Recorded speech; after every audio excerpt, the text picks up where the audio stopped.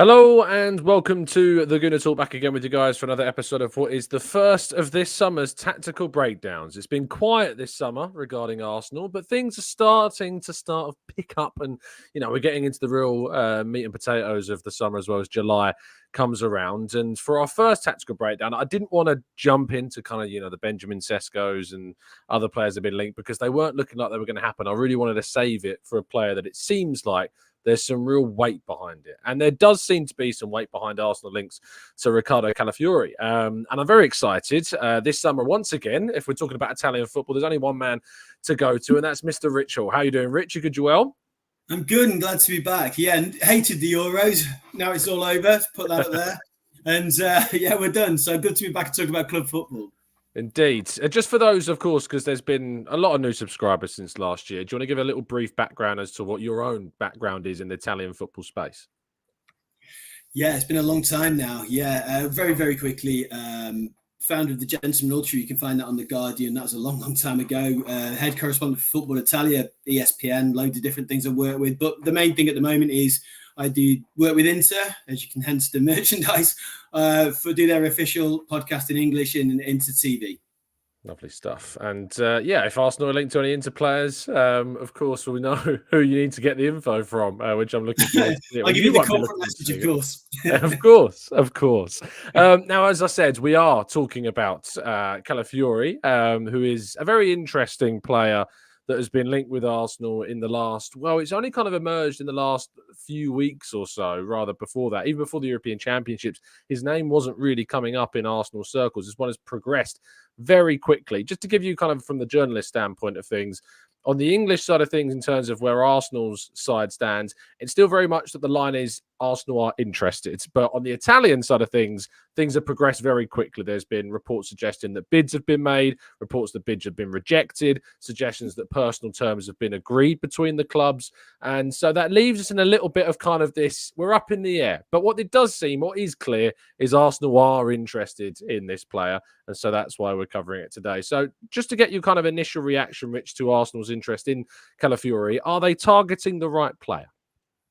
Yes, I think they certainly are. I can break him down completely, but just for a bit of context, it's been long known that obviously Calafiori plays for Bologna. Bologna have had a fantastic season under Thiago Motta. They got into the Champions League places, and there's been the Italian papers, especially Gazzetta, have been reporting even today that they know there's a lot of interest. Arsenal, they quoted Chelsea, Liverpool, West Ham, but Arsenal always in the main stay with it there. And everybody knew that the European Championships would illuminate him, as it does with a lot of players, but there's context behind that. It's not just because, it's not like he set the tournament alight, but at the end of the day, he was brought there. He's been a player who I can go into the background of him later on, but this just for context on the situation.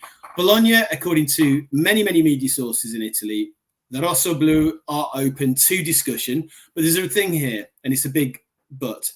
The offer's got to be tempting. So there's apparently been a message sent to Juventus because Juventus will always challenge these bids. It's known to do. And I don't know why, even today, that everyone always pitches their players to Juventus in Italy. It seems crazy. But there's got to be a bid of over 50 million euros because Bologna brought him back to Italy from Basel. And that means that 40% of this sale has to go to Basel. That's why potentially this sale is going to be ramped up. And that's why you won't hear of it maybe as much over here because they know he's going to go. So they're thinking, well, if he's got to go, let's pitch this to the Premier League because look, you guys, as you know, is where the money is. But 50 million for a 22-year-old like Calafiori, who's shown that he has the potential to be elite, could be a really, really good move. Well, it's interesting because, comparatively, price tags, Arsenal spent £50 million on Ben White. If we're talking about 50 million euros, we're talking about around 42-ish million pounds. So, only slightly less than what Arsenal paid for White. They paid around 38 million for Jurriën Timber, of course, last summer. So he's sitting somewhere in between those two in terms of prices. How do you see him quality-wise in terms of how he would compare to those level of defenders? Yeah, I think he's right up there. I think I want to add one word of caution with him. So, I'm a massive fan of his. So, and for me, I'd be devastated if he left Serie A personally. But Listen, he's Roman born, and he started out in the youth academy of AS Roma, and he looked so promising. He was playing a left back at the start. He is left-footed. Then he got a really significant knee injury, really bad one. And it's credit to Calafiori that his determination has really got him back to where he needs to be. Paulo Fonseca's, at the time, his coach at Roma, said, listen, this guy's maturity, his resilience for such a guy at such a young age is fantastic. If you're asking me for comparisons, I think that from an Inter perspective as well, a lot of people in Italy would say that if you look at the way that Alessandro Bastoni, who played alongside him, of course, in the Euros, developed, he's a player who's almost left of a back three. Obviously, both of them got a great left foot. I'd say Calafiori is a little more offensive. Looks almost like that he can go out to that wing back position because of the amount of assists and that he can produce as well. So look, he's a rough dime is a horrible way to say it. I would just say that he's got fantastic potential, but he's not there yet.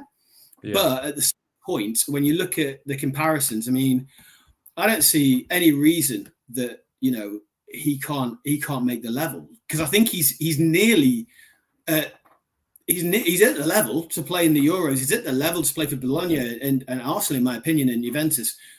To make the elite level, he's got some way to go, but he can get there. And there's not a lot of players I personally think you can say that about.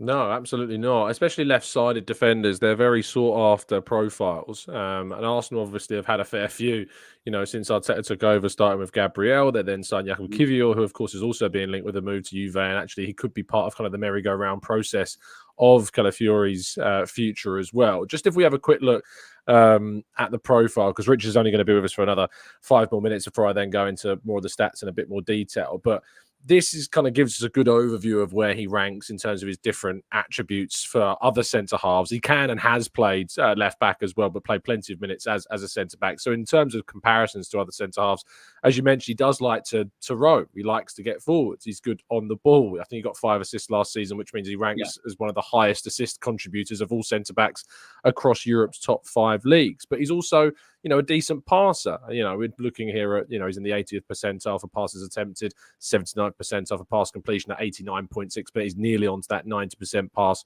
completion, which for a defender that likes to go forwards and therefore plays slightly riskier passes, if you look there, is the 97th percentile for shot creating actions, which for a centre half is not really the stat you tend to look to. Is there a worry though from some, and I know that this is a worry for some fans, that people get carried away with looking at how flary he can be as kind of a player going forwards, that they forget to look at what he's like defensively? So how is he defensively? No, he's excellent. And that's why I compared him to Bastoni, because there's few players that get called at a young age, especially from Italian coaches or in Serie A, as mature. And I'm not just going to defenders, I'm talking players. You look at Nicola Barella at 20 or 21, 22, was said one of the most mature players in the league. And look how he's come on. Bastoni's another one. And Calafiori's been talked about, meaning that he's tactically astute. He's mature. He's determined. He doesn't get flustered. Now, just because he looks like someone from Alessandro Nesta from 2000 and that, you know, he is damn good looking, you know, and he's got a crazy girlfriend, if you want to check out YouTube, and she's very jealous. So that's something to watch out for. But all of these things that surround him, he seems to go viral because of those things. But you can't judge it on that. You just look at you've just gone through the statistics, but that calmness is, like I said, when I say he's got a lot to learn, I mean, that's an amazing thing because the levels he can go to are so good. But again, maturity, determination, professionalism on and off the pitch, and also as well, like you say, the actual natural ability that he has is exceptional. So I'm not waxing lyrical and saying he's the best defender. I'm not calling him Nesta by any shout. That's just because, you know, he's got a good headband. But he's a player. The one thing I'm concerned about for him is the knee injury. But again, lots of players have been injured and never had a problem since.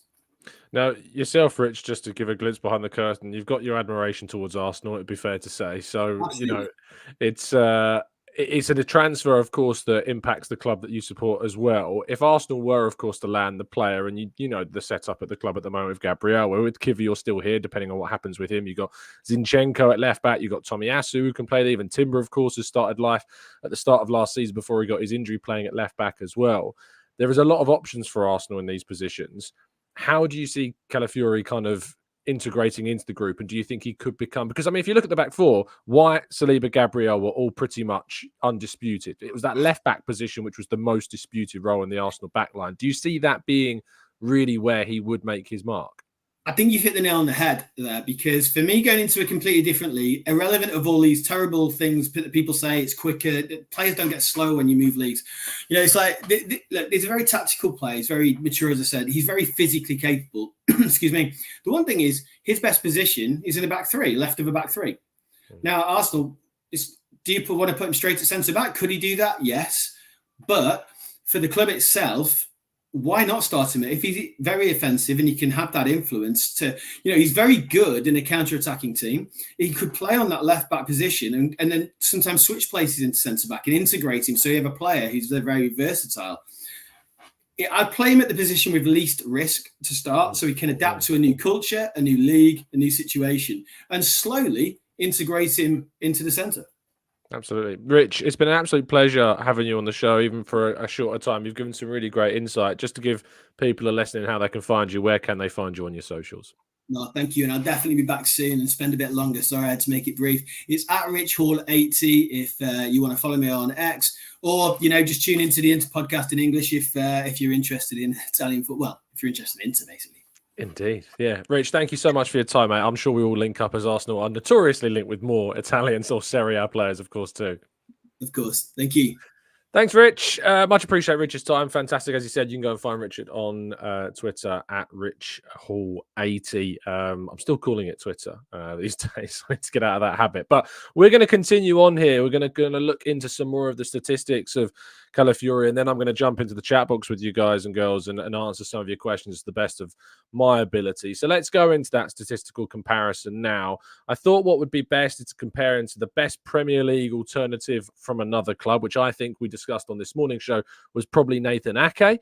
And then I was going to look at some of the Arsenal comparisons. You've got a left side defender in Gabriel Magalhaes, and of course the player that's played plenty at left back and also has a lot of the similar kind of profile, if you like. Less so Zinchenko. Tomiyasu, of course, a right-footed player, typically. So Kivior, I thought, would be the better player on the Arsenal side of things for the left-sided player to compare him to. So in terms of minutes last season, Gabriel's playing the most, but we've got plenty of minutes to use for this analysis of Calafiori. 2,601 minutes on the board there.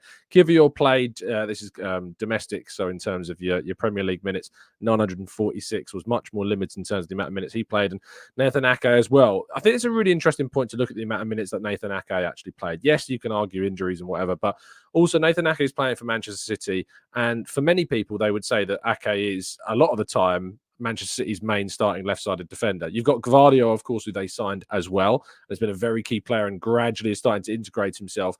But they signed Gvardiol knowing they already had Ake. And for those that are questioning this idea of why Arsenal need to go for another defender, we've already got loads of defenders. We've signed loads of defenders. I wrote an article about this on football.london earlier today, and I brought up the figures. Arsenal have spent £208 million on defenders since Mikel Arteta arrived at the club. And you might think, well, that's a lot. And that's on 10 players during the just over 4 years that Arteta has been here. But if you have a look at the 17 defensive signings, I'm talking about defensive midfielders, just defenders, that Manchester City have also made, they've spent £525.1 million on defenders. That includes, of course, the likes of Nathan Ake and Josko Gvardiol.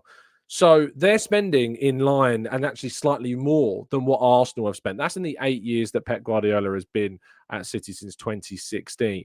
So Arsenal are spending, on the same theme in terms of defenders so far. And there's also links with City, the likes of Joshua Kimmich and Jarrad Branthwaite. So there's expectations they may even go into the market again for another defender.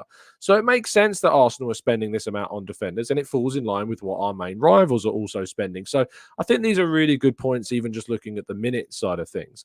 Just a brief thing on their goals and assists. It's not tend to be something we look too much for centre-back / defensive fullbacks, but he's got the most on here with seven goal contributions, 2 goals, 5 assists. Gabriel's got the next highest, or in fact, they've all got equally 4 goal contributions, but Gabriel's got the highest number of goals with 4. He's a very high-scoring centre-half, as we know.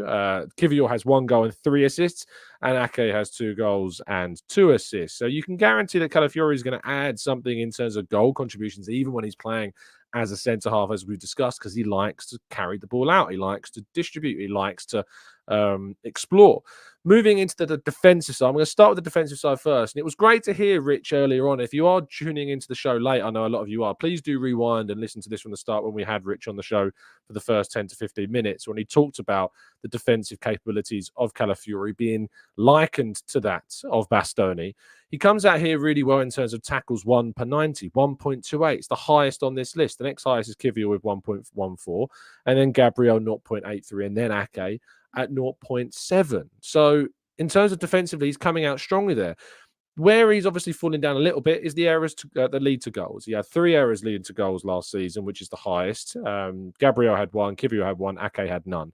He's still a young player. He's the youngest player on this list, considerably so.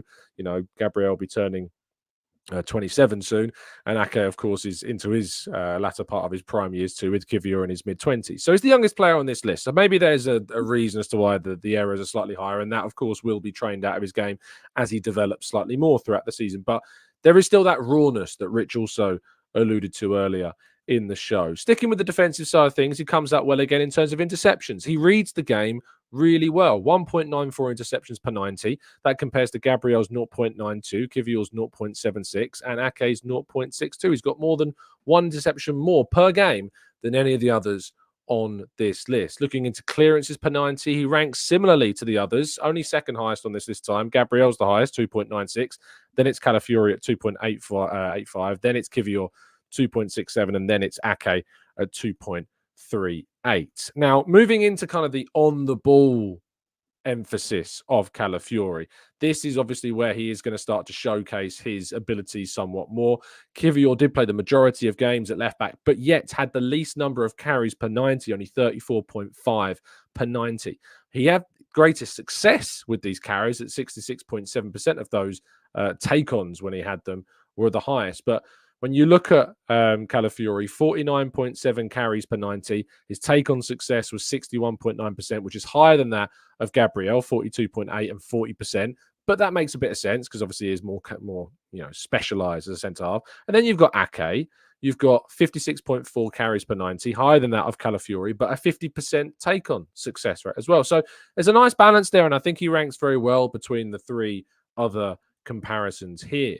Passing is also very decent. He's got a higher passing accuracy of that than Gabriel. Gabriel's is 88.7 compared to Calafiori's 89.6. It's not as high as Ake's 92.1, but it is significantly higher than Kivior's 83.7. He also passes frequently, the second highest on the list. Only Manchester City's Ake is worth pointing out here at 75.6 passes per 90 compared to Calafiori's 62.4. For a comparison, Kivior only averaging 49.8 passes per 90 and Gabriel 56.6. I also want to point out at this point, these are stats of Calafiori playing for Bologna. Now, Bologna had a really good season last year, qualifying for the Champions League, but still nowhere near as flashy, as dominant, as, forward-thinking as Arsenal. So I think that context is important also when discussing these points of view.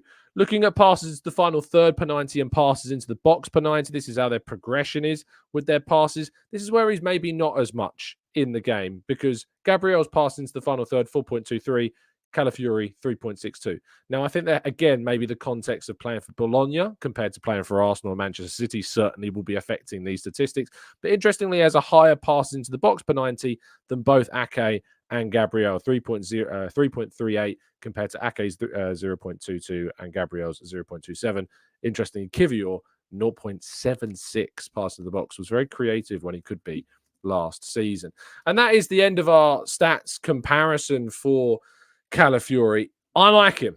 I think it's a really important piece of business for Arsenal to do this summer, bringing in that extra defender. Obviously, the left-hand side of Arsenal's defence has been the most abrupt, it's been the most chaotic, the least predictable of any of the 4 positions in Arsenal's backline. And finding that position in a player that, of course, has got international experience, is now a starting player for Italy, playing alongside a fantastic player in Bastoni, and, of course, playing for an Italian side that, yes, perhaps didn't do what many people thought they would do at the Euros this summer. But to be fair, they have lacked a lot, not necessarily in a defensive line, but more so with their offensive options. I think for Bologna, he's obviously been fantastic, helped them get into the Champions League last season. And for 50 million euros, which is the suggested price tag, about 42 million pounds, I think obviously it's going to be a very good investment for a 22-year-old. Now, we're going to move to the last part of the show for the next 10 minutes, which is obviously taking some of your questions. If you could keep these specific to Calafiori, I know there's a temptation to jump into lots of different thoughts on other players that Arsenal have been linked to, unless, of course, it links in with this defensive area. But, of course, in tomorrow morning and every single 8 a.m. show, we tackle all of your questions on all of the topics. So we're going to try and keep it Calafiori for the next 10 minutes or so. King says here, if you look at the caliber of defenders Arteta had when he joined Arsenal, he had to spend massively to reach the level we are at today and needs to continue to spend and remain and improve on this level. This is actually a really good point that I didn't even consider including in the Manchester City comparison. As I said before, Man City have spent £525 million on defenders since Pep came in, compared to Arsenal's £208 million. Now, if we have a quick look at the 2015-16 Manchester City squad, I'm just going to check on where they finished that season. They finished 4th in the Premier League under Manuel Pellegrini, of course, before Pep Guardiola came in. But just having a quick look at the squad. Defenders in that group: Bakary Sagna. I at least said Bakary Lasagna there, like one of our listeners. Vincent Kompany, Pablo Zabaleta. You've got Alexander Kolarov. You've got Eliakim Mangala, of course, notorious for the amount of money they spent on him. Gael Clichy, Martin Demichelis, Nicolas Otamendi are the options that they've got. When you compare that to what Arsenal had, when Mikel Arteta took over, the defensive players that Arsenal had, it's night and day. We had no Vincent Kompanys or Otamendi's or Kolarovs or Sanyas because he'd gone at that point. Of course, we didn't have, these options that are already a foundation. Kompany would go on to still be a absolute stalwart of Pep Guardiola's early years and title-winning sides under the Spanish manager. And so not only have they spent £525 million on defenders, but they've also already had some fantastic defenders at that club. So I think that's a really important point, King, and I'm really glad that you brought it up as well. Amira says, any quick comparisons to our other left-back options, Tom? I mean, when you consider, obviously, the stylistic differences between Zinchenko, it is very, very different. Zinchenko is much more progressive in terms of his passing, but his tackles are nowhere near the same kind of level that we're looking at, say, perhaps with a player like Calafiori. But Calafiori, of course, is playing in different positions. Interceptions-wise, Zinchenko is lower. Aerial duels, unsurprisingly, he's also lower. So progressive passing is much better. But in general, across the board, as a defensive-minded player, he doesn't really compare. But as an offensive player, of course, you've got a situation where Zinchenko is going to showcase a greater level. And again, the context comes up between Bologna and Arsenal, which, of course, is always going to affect the numbers as well. Looking at Dwayne says, Tom, I'm surprised some people are moaning about Calafiori. You shouldn't be. It's the Arsenal fan base. They always have to find something to moan about. But people moaning about Calafiori when people want us to compete with Manchester City. Arsenal need depth. And we've mentioned this summer time and time again that we need to make sure that floor is raised. And Calafiori, I think, is, if you are going to go out and sign a player for this team, arguably the one position, I'm trying to think of any others, maybe besides left 8, maybe, and you'd have to find a very good one, but maybe left wing. But certainly the guaranteed position where Arsenal can actually sign a player that does upgrade on the starting options is the left of defence. And Calafiori, definitely with the numbers that he's produced already, with the progression and the quality he's shown at just 22 years of age, could potentially be the one player that Arsenal can sign in this window that actually upgrades upon a starting figure in the squad. Zinchenko had a lot of scrutiny last year. And we're looking at a player here who is better defensively, who fits more stylistically, perhaps into the type of centre-back, full-back hybrid that Arteta is enjoying using so much. And this is, of course, without yet the coaching of Arteta and what Arteta could unlock from him. I mean, look at what he's done with Tomiyasu, with Saliba, with Gabriel. He's in with Ben White. He is notorious for improving and getting the best and unlocking the potential from these defensive players. So imagine what he could do with Calafiori as well. I think it's reason for excitement. There's reason to be, really emboldened by this deal. And I hope it's one that Arsenal ultimately end up getting done. Let's Again, I'm trying to make sure these questions are specific to the topic that we're on, so bear with me. P Sharp says, it feels like we're looking at the likes of Gabriel and Zinchenko and their ages, 27 and 28 later this year, and we're future-proofing. I do wonder if behind the scenes Kivior has expressed maybe a desire to leave. I wouldn't be surprised if there is a willingness from Kivior to move on, maybe find a place where he's more comfortable, go back to Italy where he has obviously stayed for a number of years, and a league that he knows somewhat more, and of course also is also in a situation where I think, is more familiar with things. Just on that, Kivior side of things, as someone who's obviously behind the scenes at the club a little bit, when I'm in the mix zone after games, the first player to walk out other than Ben White is very often the first player is Jakub Kivior. He always usually walks out first, whether he's played or not. He's one of the first players that is usually out. I don't know what that says. I don't know if that's something to read into. But I think that there would be perhaps an openness from Kivior's side of things to leave and to move on. And I want him to stay personally. I still think he'd be a good option to keep, even if Calafiori, I think there's a player there. I think he's talented. I think he's got quality. And I think that with more time, he could integrate really successfully into this group. But he may want something different. You're absolutely right, though, about the future proofing. I definitely think that's something that Arsenal are looking to do a lot more of. And I look forward to hopefully seeing Arsenal continue along that pathway so they don't get into positions where they are caught short, as I think Liverpool perhaps of getting into a position into. Bradsky says he has similar characteristics to Maldini, but if you watch old games and highlights of Maldini, he was absolutely rapid, one of the fastest defenders off the mark ever, who was also Mr. Cool on the ball. And if you're going to start making comparisons to the likes of Maldini, it's very easy to get carried away, I think, at this time. Cash says, big up, Tom. What other positions do you think we'll focus on? I mean, after, obviously, I don't want to go too far away from the Calafiori topic, but I think it's very obvious that a centre midfielder, a winger, a backup goalkeeper will all be positions that Arsenal will be potentially chasing. Cass says, I appreciate the tactical breakdown, Tom, regarding Calafiori, but until he actually signs, I'm still sceptical, especially with other teams still in the hunt. And that's absolutely fine, Cass. And I think you're in a perfect position to be able to, sit there and view it in that way. It's always better to be safe than sorry. As I told somebody on social media earlier today, it's not done until they're signed on the dotted line. Things can change very dramatically, very rapidly. And yes, there is interest from other clubs, but Arsenal are well positioned with this deal. And I'm very hopeful that, of course, that it will be one that we can get done. And I think that we might be able to squeeze a couple more in. And then we'll go. Phil says, do you think he'll get the number 3 shirt? There's potential, of course. Kieran Tierney, we don't know what's going on. He's injured at the moment. The injury, we don't know how serious it is.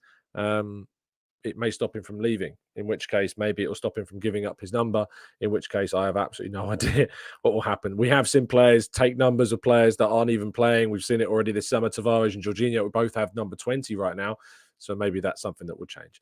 Anyway, thank you so much for listening. Appreciate your time as always. I hope you have had a fantastic day and you've enjoyed today's breakdown of Riccardo Calafiori. Let us know what your thoughts are on the Italian international. Please, if you've not yet watched the full show, please go back to the start and watch Rich Hall's analysis of and listen to it. It was very, very good, as it always is from Rich. So thank you to that, and thank you to you for listening too. Do drop a like, subscribe, share this with any people that are looking to get involved or looking to learn more about Arsenal's potential first signing that we weren't expecting. Of course, David Raya was announced today, but the first signing that we weren't expecting this summer.